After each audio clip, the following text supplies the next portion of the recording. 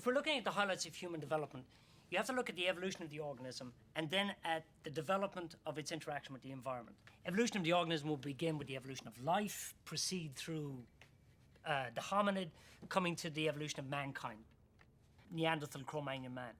Now, interestingly, what you're looking at here are three strains: biological, anthropological, development of cities, cultures, and cultural, which is human expression.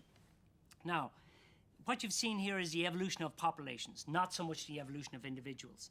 And in addition, if you look at the timescales that's involved here, 2 billion years for life, 6 million years for the hominid, 100,000 years for mankind as we know it, you're beginning to see the telescoping nature of the evolutionary paradigm.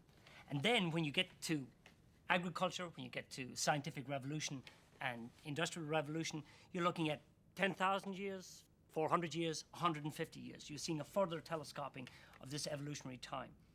What that means is that as we go through the new evolution, it's going to telescope to the point we should be able to see it manifest itself within our lifetime, within a generation.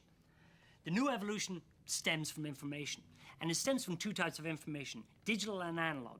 The digital is artificial intelligence. The analog results from molecular biology, the cloning of the organism, and you knit the two together with neurobiology. Before, under the old evolutionary paradigm, one would die and the other would grow and dominate. But under the new paradigm, they would exist as a mutually supportive, non-competitive grouping, okay, independent from the external. And what is interesting here is that evolution now becomes an individually centered process, emanating from the needs and the desires of the individual, and not an external process, a passive process where the individual is just at the whim of the collective. So, you produce a neo-human, okay, with a new individuality, a new consciousness. But that's only the beginning of the evolutionary cycle, because as the next cycle proceeds, the input is now this new intelligence. As intelligence piles on intelligence, as ability piles on ability, the speed changes. Until what? Until you reach a crescendo. In a way, could be imagined as an almost instantaneous fulfillment of human and neo-human potential. It could be something totally different. It could be the amplification of the individual, the multiplication of individual existences, parallel existences, now with the individual no longer restricted by time and space.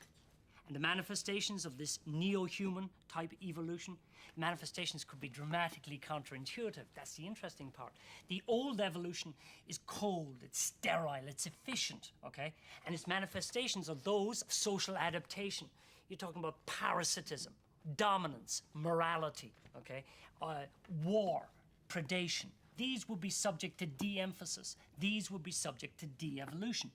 The new evolutionary paradigm will give us the human traits of truth,